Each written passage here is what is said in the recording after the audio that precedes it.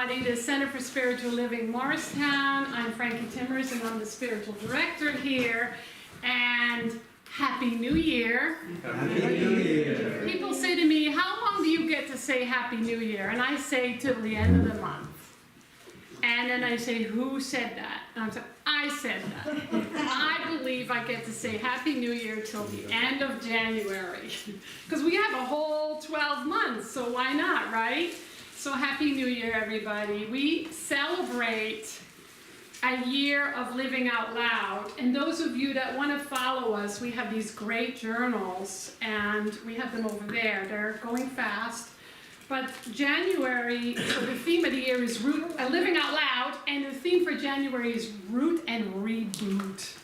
What I love about the month of January is that we go back to the basics of the science of mind teaching. So we're going to explore that today and the rest of the month. And that's all based on the first 4 chapters of the Science of Mind textbook. I always say, if you don't study, if you don't take any classes, read those chapters over and over and over again, because they give you the basics of what the teaching is about. And I find it to be the simplest part of the textbook. Not always easy to understand, but the simplest part of the textbook.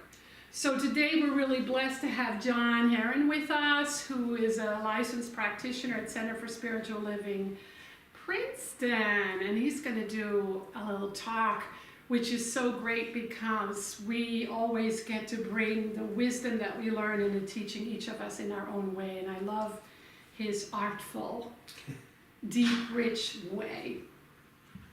And so the people who are on the live stream, hi, welcome to us via the digital world, whether it's today or any time in the future, we're glad you're with us.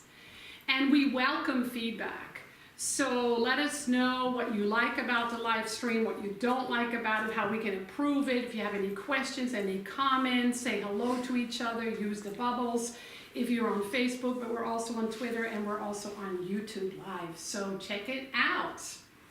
You can find us on our website, cslmorristown.org. There's lots of stuff on there. I'm going to talk a little bit later about some of the programs that we have going right now and that will be coming up. And I want to now have you say hello to each other. So we do this namaste practice. Namaste is the Sanskrit word for the divinity in me blesses the divinity in you. So feel that give and receive happen as you put your hands together. Just bow to somebody and say, Namaste. Namaste.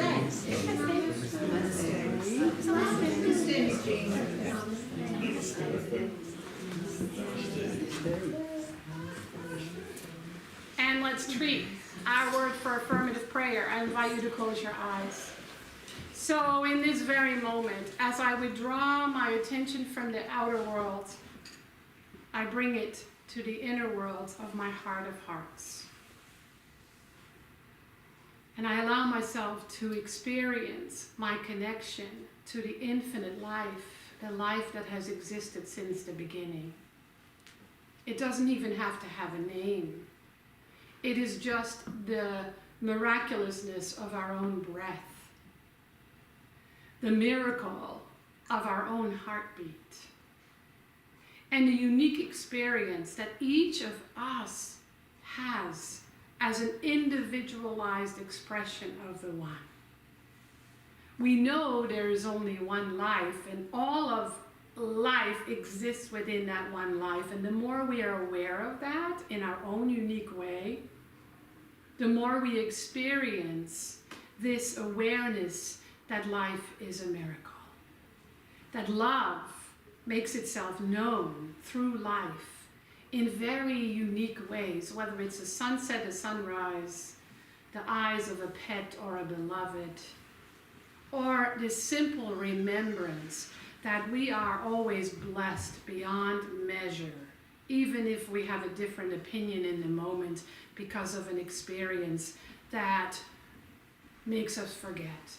So today it's all about remembrance, and we bless that remembrance, we allow ourselves to be rooted in it, and we find sustenance from it to live our lives in the highest and best way. So with gratitude and awe then, we turn this word over to the universal law, allowing it to demonstrate it in its highest and best ways for each and every one of us.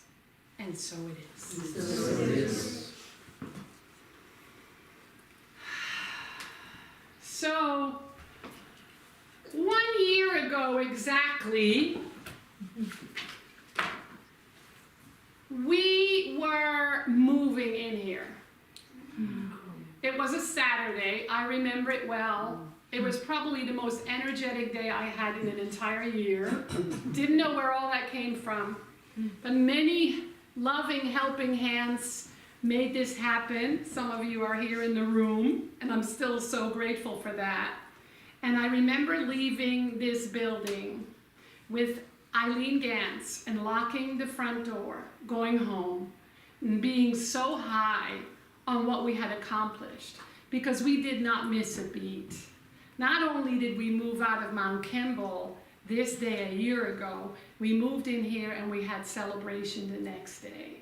So the first celebration we had in this space will be tomorrow, a year ago. Yay!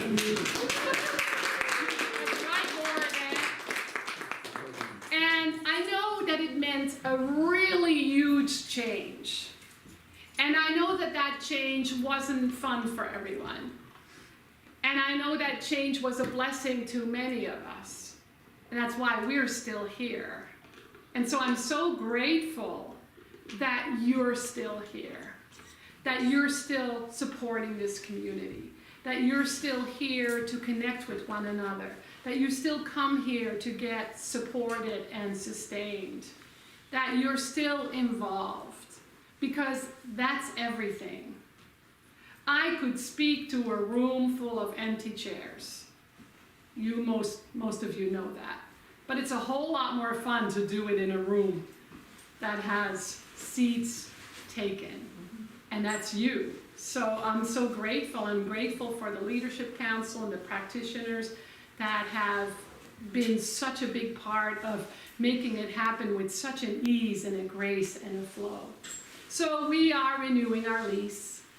And we'll be here at least another year. And we truly hope that you are continuing to be a part of it, and maybe bring a friend or a family member so that we can go to a second celebration, a third one, a fourth one, who knows, maybe move into a bigger space.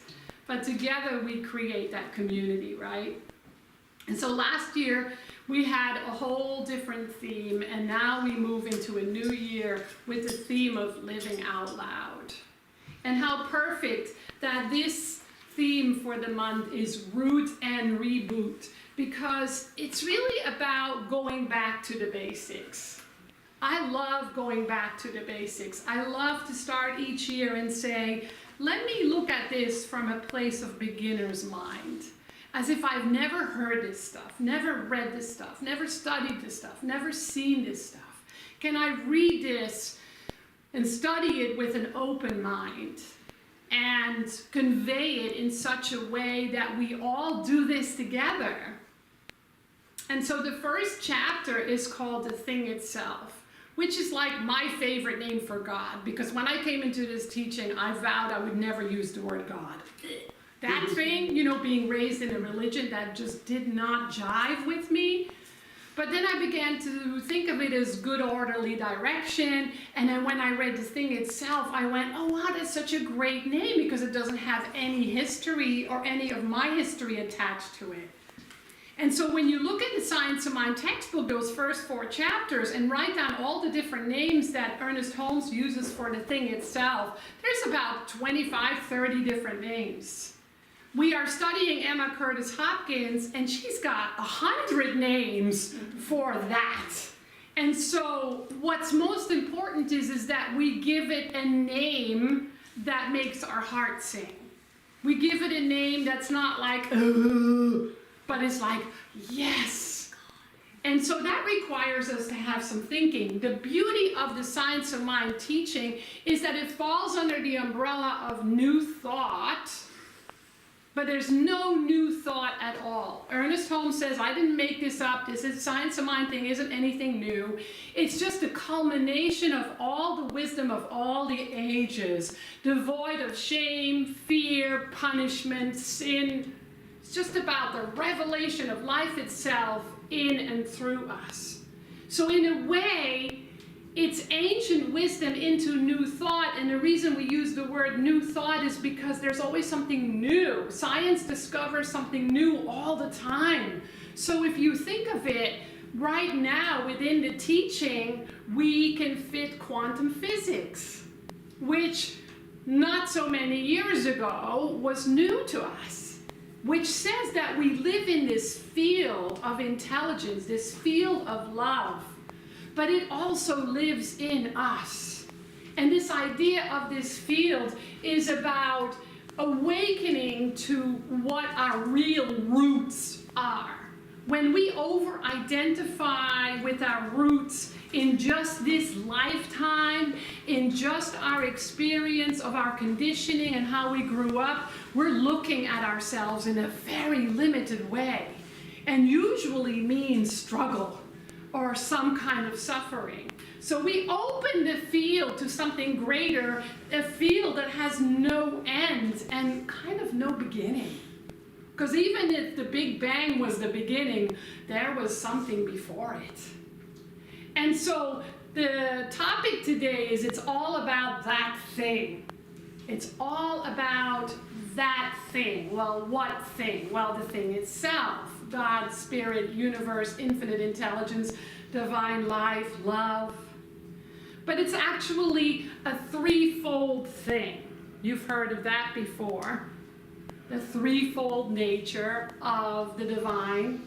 In our teaching, that one thing manifests as a threefold thing by, number one, that this infinite field, this infinite intelligence, this infinite love is all there is. There isn't that and then something else. There isn't that and this, and this. There's just that. There's just an infinite quantum field of life, of intelligence, of love. The second part is that we're not only in it, it's also in us. And so the work that we do is becoming more aware of this infinite intelligence in, through, as us, in, through, as life. And that spiritual life is everywhere, present in everyone, everything, all the time. Are we aware of it all the time? No. Is everybody living it? No. But that's the beauty of life, and I'm going to get to that in a minute. That's the beauty of it, is that there's always more of it to embody, more of it to embrace, more of it to understand, more of it to welcome, more of it to accept. And so the second part of it is that you and I are that in physical form. So is this lectern, so is this notebook, so is this chime, so is that chair. It's just incredibly dense when it comes to atoms and protons and neurons, and I'm not well versed in science or quantum physics, but I understand the largesse of it. And so the third part, so the first part, this quantum field is all there is, love is all there is. The second part is that we are spiritual beings. And the third part of it is we're living in a spiritual universe. We're living in a spiritual universe. It may look like a universe of form, but it has form so that we can use the form to awaken to our own nature. And so our roots are in that. Our roots are always in this idea that we live in a spiritual universe, that we are spiritual beings, that this divine life lives itself by means of us. And so another word for the thing itself, or God, or spirit, or a divine essence, is truth with a capital T. These are truths with a capital T that have existed since the beginning of time. Hence, new thought is ancient wisdom. Ernest Holmes just knew how to make it more contemporary, even though it's already 100 years old. And so the truth then is, we have an essential nature. We have at the core of our being spirit, the invisible, the infinite intelligence, infinite love. The question then is, how do I live that? How do I awaken to that? How do I live that? And Ernest Holmes says, that is the greatest discovery of humanity. The greatest discovery is that inherent nature, that true nature. It's knowing that you're more than your body. You're more than your relationships. You're more than your conditioning. You're more than the family you're born into. You're more than the land you live in. You're always so much more. And it's becoming aware of the more and finding ways to live the more. And the other aspect of that discovery is freedom. That you and I have freedom as our birthright. We have freedom as not just our birthright, but it's the divine plan. The divine plan is you and I are free to discover our essential nature and how to live that. And there are consequences, because there is a universal law of cause and effect. As I give, I receive. As I think, I become. As I believe, I achieve. And so the idea then is that it requires you and I to use our mind. And our mind is only a small aspect of the universal mind, because remember, we're in it and it is in us, and there's no separation. And so it's saying, how do I use my mind? How do I tune into this universal mind? And there are two aspects of mind that I'm not going to get into very deeply, but there is the conscious mind and then there is the subconscious mind. The conscious mind is called spirit in our teaching, which is what makes our teaching unusual. Many times people say, well, science mind teaching is kind of the same thing as what Wayne Dyer talks about, or Oprah, or Deepak Chopra, or Eckhart Tolle. No, it's a little bit different. And this is where it is a little bit different, is because we call our conscious mind our spirit. And our subconscious mind, law.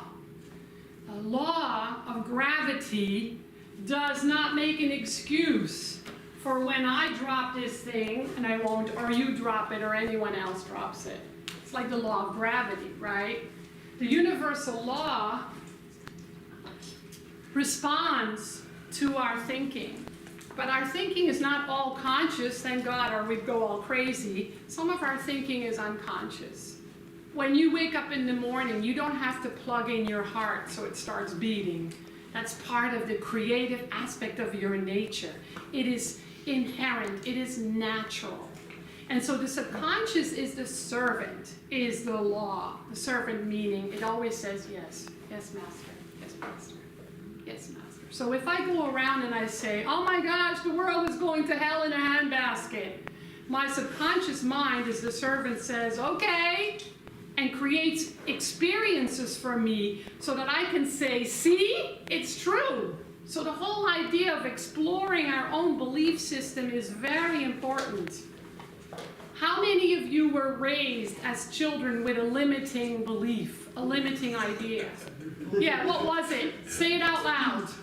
You can't afford it. God's going to punish you. God's going to punish you. You're never good enough. You'll never amount to anything. What else? Any other ones? Respect your elders. Respect your elders. And now we are. And now we are. And we still don't fully respect ourselves.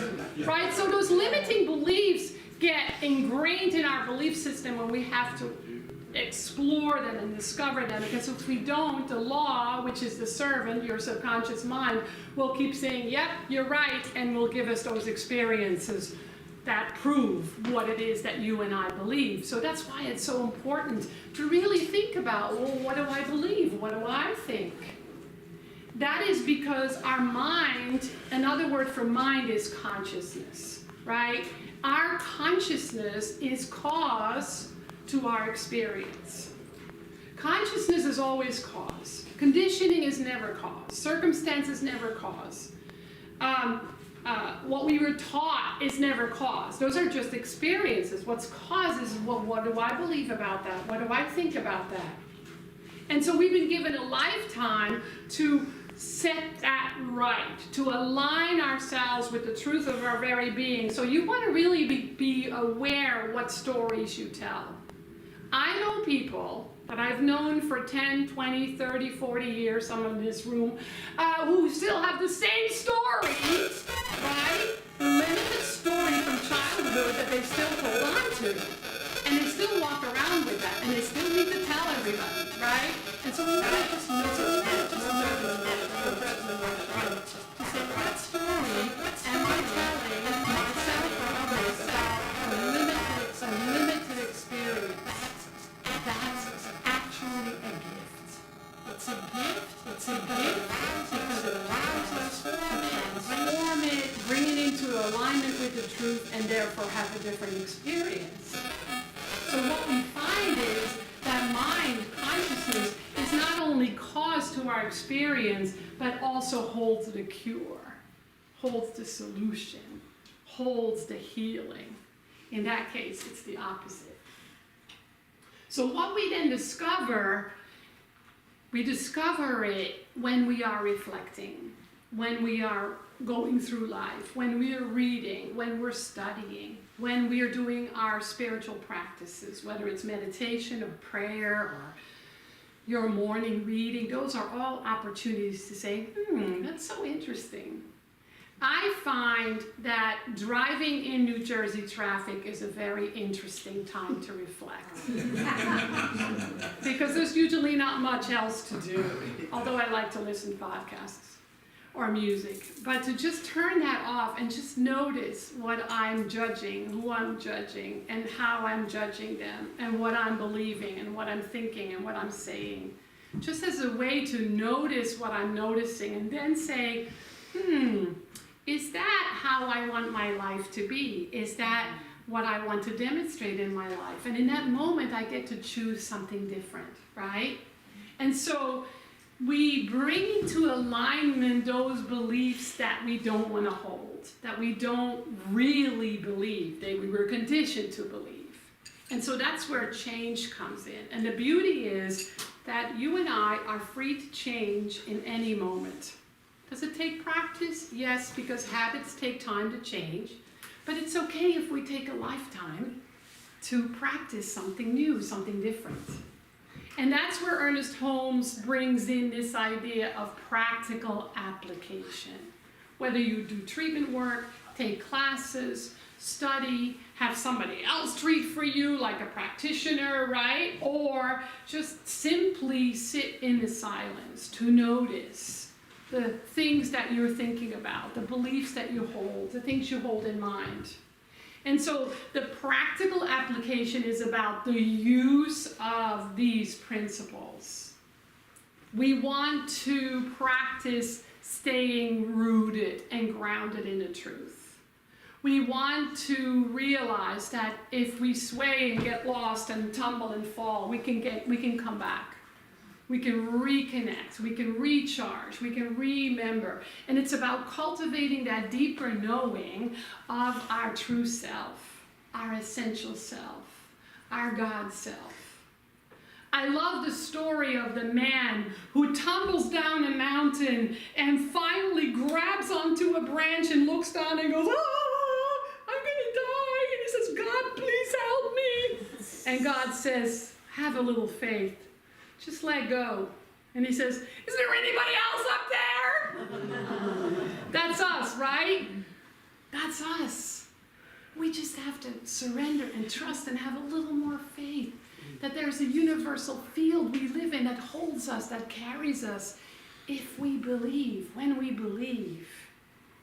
And that we have to kind of stop looking for the magic and the mystery and the right things, whether it's money or relationship or career or health, that we must remember that it's something that begins within.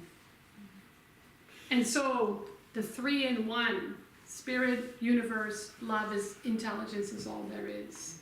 We're in it as it is in us, and we are it. is a very powerful way to come back to the truth. And that's where we find our freedom, and that's where we can dissolve any place, any way we don't feel free. I want to close with a very, very, very, very old story by Jalaluddin Rumi, the 12th century Persian poet, that you will recognize when you relate it to your own experiences. It's called The One Thing You Must Do. There's one thing in this world which you must never forget to do. If you forget everything else and not this, there's nothing to worry about. But if you remember everything else and forget this, then you will have done nothing in your life. It's as if a king has sent you to some country to do a task, and you perform 100 other services, but not the one he sent you to do. So human beings come to this world to do particular work. That work is the purpose, and each is specific to the person. If you don't do it, it's as though a knife of the finest tempering were nailed into a wall to hang things on. For a penny, an iron nail could be bought to serve for that. Remember the deep root of your being, the presence of spirit within. Give your life to the one who already owns your breath and your moments. If you don't, you will be like the one who takes a precious dagger and hammers it into his kitchen wall for a peg to hold his dipper gourd. You will be wasting valuable keenness and foolishly ignoring your dignity and your purpose. Let's listen to some music, and then we're going to listen to John, who has some more wisdom to share.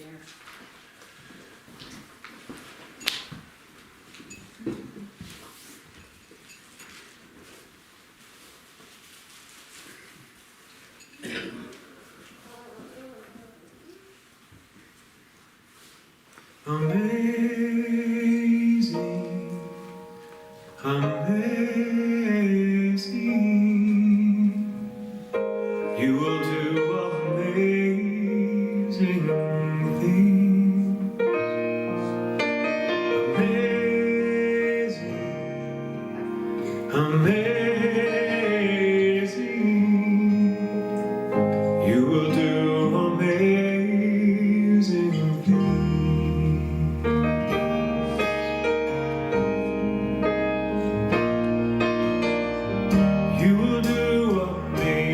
things.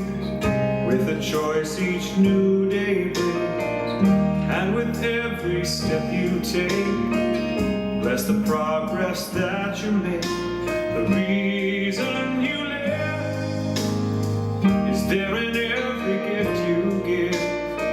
Love your life, love your dreams, you will do amazing things.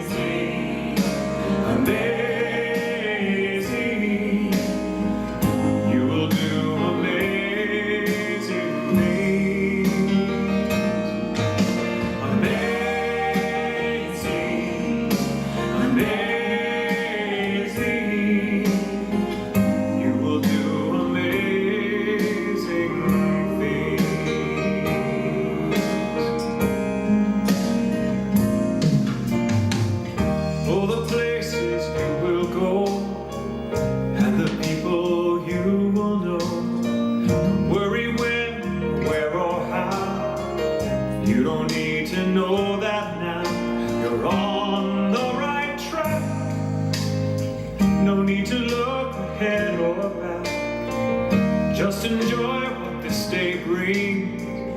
You will do amazing things.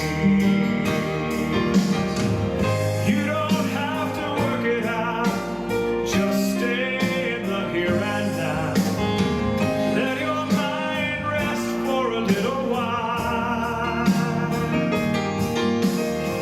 Sometimes deep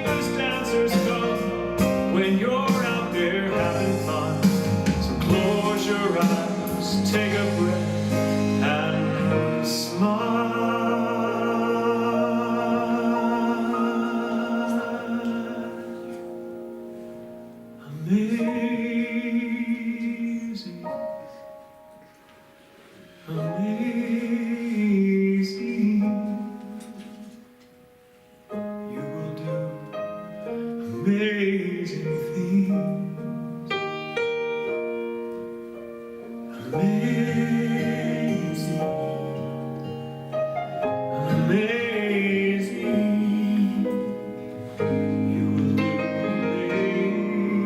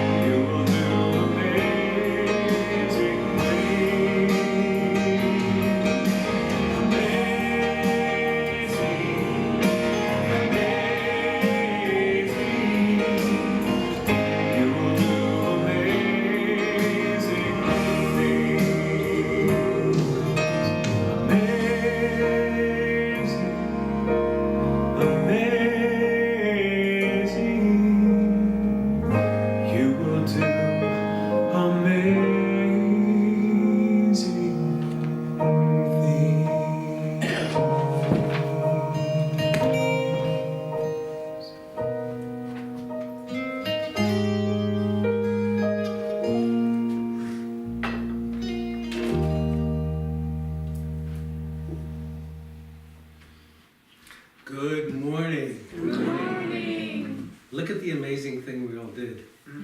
We could be somewhere drinking a cup of coffee and a bagel and a schmear sitting in front of us, right? But we chose to do the amazing thing of coming here and being all together talking about this thing, the thing itself, right? That's a pretty amazing thing. And I want to thank you all for letting me be part of this, because it's great. I'm John Heron. I'm a practitioner with the Center for Spiritual Living in Princeton.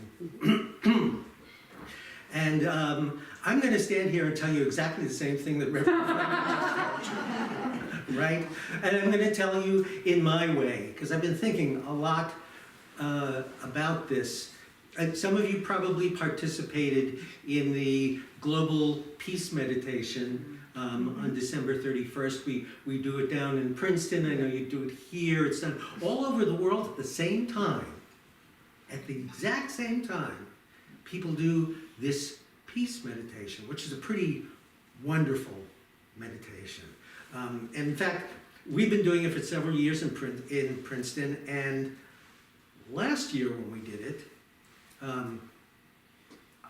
it really struck me. It's something that I wanted to study because it's a pretty beautiful meditation. I spent the whole year studying it. I memorized it, the whole thing. It took me, I don't know, several months, 2 or 3 months to memorize the whole thing. And I would spend the time when I'm walking the dog, if I wake up in the middle of the night, thinking about it, meditating on it, and all that stuff. And one thing that really struck me is the very first line of it, which is similar to the first line of the Bible. First line is in the beginning. That's the first line, right? The second line is in the beginning, God. And it struck me that, oh, that's an interesting definition of God, the beginning, right? God is the beginning of everything. Every moment is a new beginning if that's what we choose it to be. I mean, it's exactly what Reverend Frankie was talking about. In the essence, this teaching is a very simple teaching. There is one thing. We are that one thing. Go ahead and enjoy it, because that enjoyment is how that one thing experiences itself. Period. We can all go home, right? And then there's real life. There's what we experience day to day. It seems not as easy as that, right? But I've been thinking a lot about that whole thing, that every moment is a new beginning, if that's what we choose it to be, right? And when we choose it, we're planting a seed. And that seed is what's going to show up in our lives. As far as the practice of the science of mind, there it is right there. We make a choice. That choice is a seed that we plant. And if we don't get in the way of it, that's what grows. That's the plant that grows, right? So I think that's a pretty wonderful definition of God. And Ernest Holmes says, God is the giver of all things by means of love. And what's love? Love is the tendency of all things to want more. To want more, to experience itself more. And every moment is a seed planted. And so, look, the choice that we all made today, as I said, we could be there drinking coffee. We chose to be here. This is a seed that we're planting, all of us together. What an incredible thing it is. People of like mind coming together for no reason other than to experience a deeper life, to experience more. And all these different practices that we do, all these meditations, we go to this teacher, we go listen to this music, we go listen to the wonderful Reverend Frankie, all of this kind of stuff is expression of that, expression of love, of us wanting more to know who we are. And one of the things I've noticed, and this happens on many different levels, probably different level for each one of us, is we have this tendency to put God out there, right? And that can be a very, very subtle thing. We think if I don't come and listen to Reverend Frankie on a Sunday, I feel different. And this is true, right? We plug ourselves in, it gives us more energy. But the fact is, we know that's what this teaching is. There is only one, and we are that one. I'm taking a class where what Reverend Frankie said before has been really emphasized. It's not that God lives in us, and that is true, God lives in us. It's that we live in God. And all that is true of, whatever we mean by that word God, is true of each one of us. The whole thing.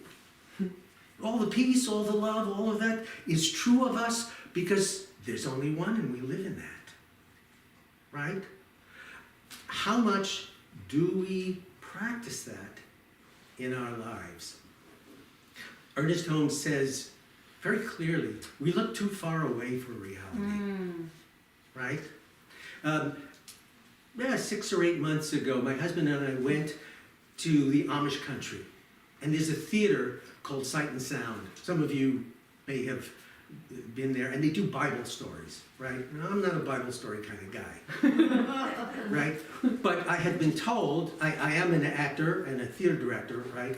And I had been told, you got to see this, because the stagecraft is just amazing. And it is, it's just beyond imagination. But one of the things that struck me about the show that they did, and it was a story of King David from the Bible, from the Old Testament. Every time they mention God, they go that. every time. God the Father.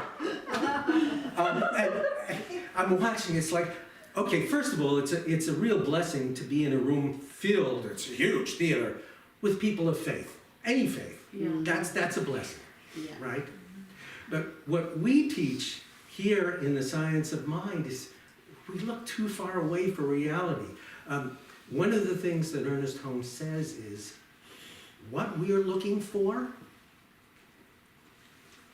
what comes next? We're looking. What we're looking for is what we're looking with, and what we're looking at. And that piece, the separation between what we're looking with and what we're looking at, that separation is also one of the things that Ernest Holmes teaches us. It isn't there. There's only one. And for me personally, I think one of the big practices is to recognize when I'm doing that. That you're sitting there and I'm sitting here. I'm a practitioner. I'm talking. Right? We are all here doing the same thing. We are the thing itself, and all that is true of that is true of each one of us. And it seems to me that it is our job, if you want to call it that, to be who we are, each one of us, right?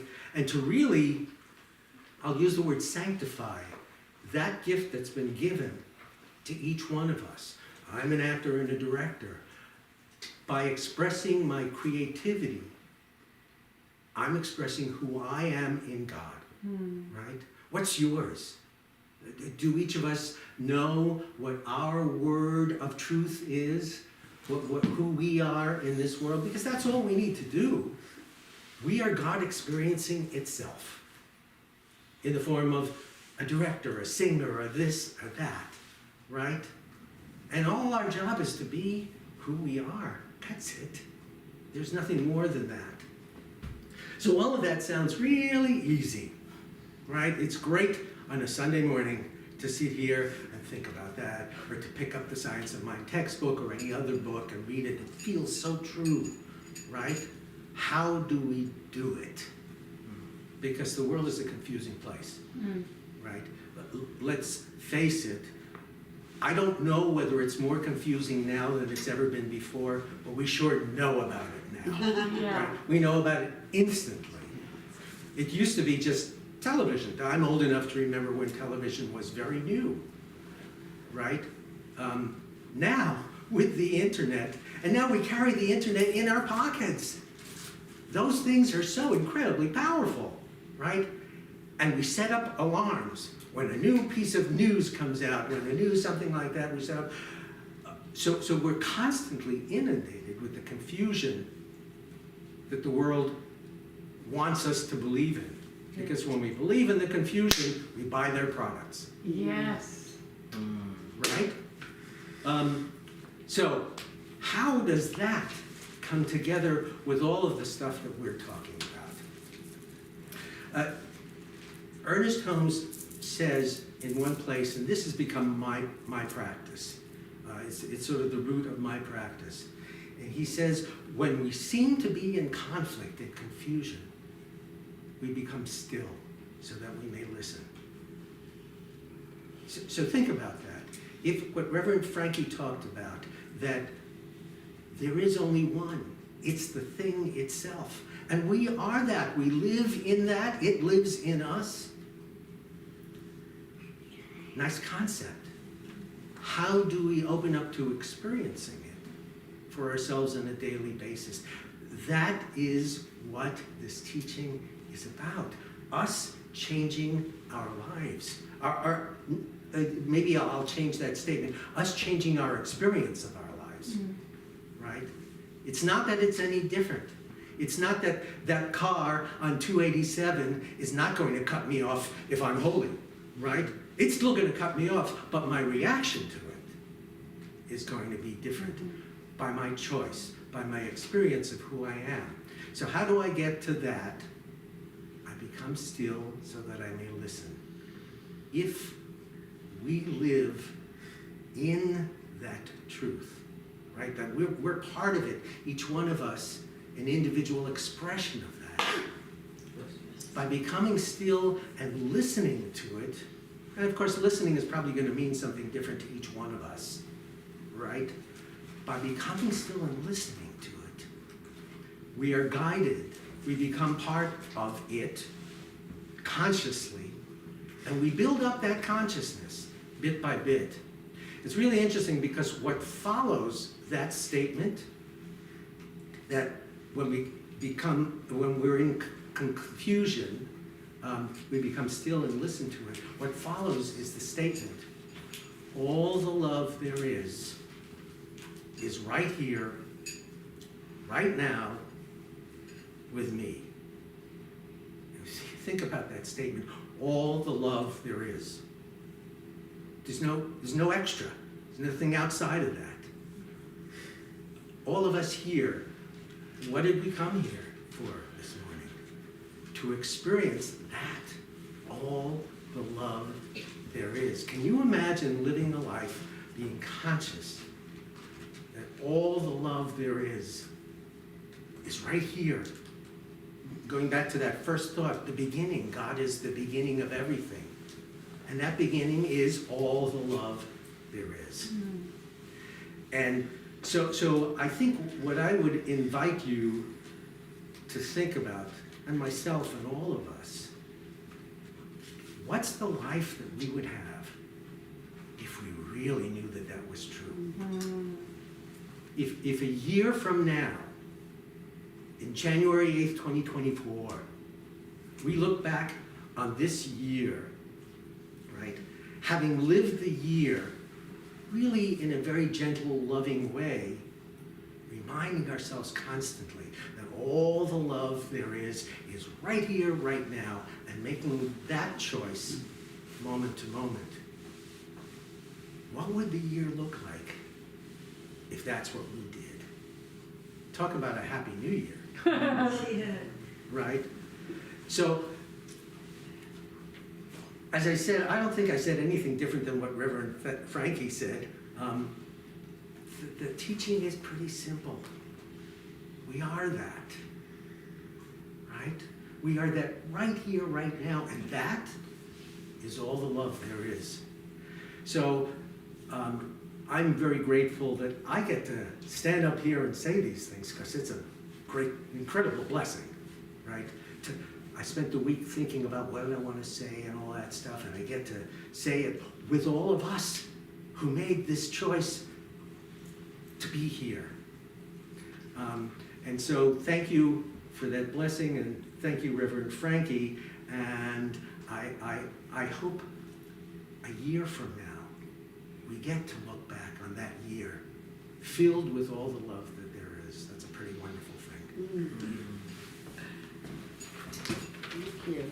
Yes. Thank you. Ah, John, you know, we didn't say the same thing. We may have talked about the same topic, but I love listening to you because I was even taking notes. Because you did say some different things. Because when sometimes we hear different teachers, we hear different things, right? Which is so wonderful. Sometimes people come up to me and say, you know, I was watching Deepak Chopra on TV and he said this. I never heard that before, and I want to like kind of tickle them and say, smack them, but tickle them. I've been saying that for 30 years. Because we hear it differently when it is said by somebody else sometimes, right? And so I love that, what you share. There will be another opportunity to hear another very wise teacher in 2 weeks.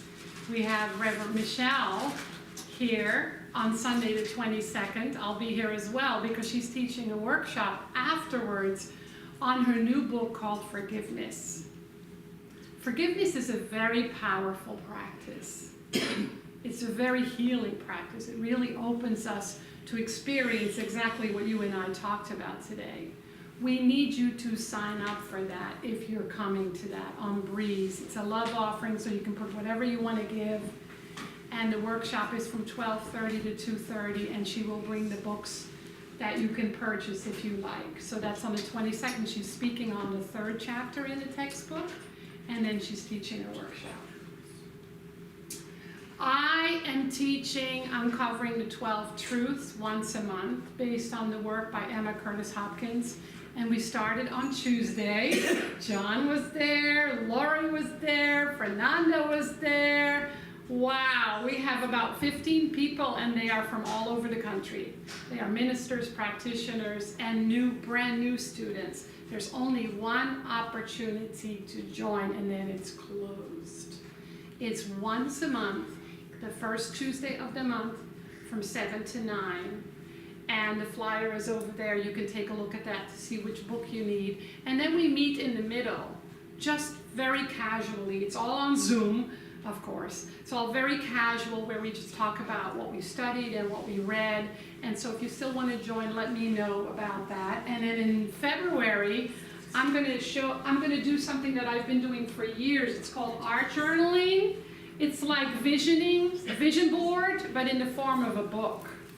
This was the one I did while I was getting chemotherapy 2 years ago, so, and I put just making these really cool things. Everybody's welcome to take a look at these. And I'm going to bring all the materials, but when you register, which you must do because it helps me bring the materials, I will let you know what you can bring if you like. I think that's it.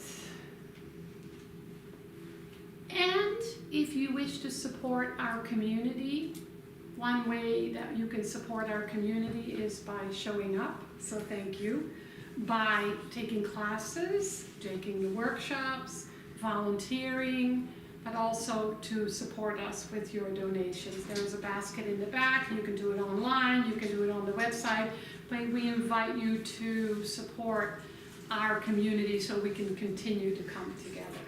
And now, last but not least, John is going to bless us with a closing treatment, a healing treatment. Come on up, John. Thanks for being here. And so let's just bring our consciousness to all the love there is, which is what's here in this room right now. And so this word is for everyone who's here, anyone who wishes that they were here, everyone who is here digitally or physically. We know that there is really only one truth, and that truth is love. And it is all the love there is. That's the truth. It is present in every atom, every cell of everyone's body, every organ, every function, every thought. That's the thing itself. All the love there is. And since that is what is present, that is present as each one, as every person who participated in this service or who wanted to participate in this service. And so all the love there is what is present. And I know that each person, every person is experiencing that love, all the love there is. And it lifts up and guides each person to new truths, to new beauty, to new peace. And so each one is now experiencing that peace. Each one is now knowing that truth. And that truth carries forward into the lives of every person involved. And so each one knows that they are blessed and filled with all the love there is. And there is nothing more than that. Each one knows and grows in new and wonderful ways. And since that's so, with great gratitude for this divine presence, I release this to the loving law. It is done now, here, and so it is. So it is. Amazing, amazing.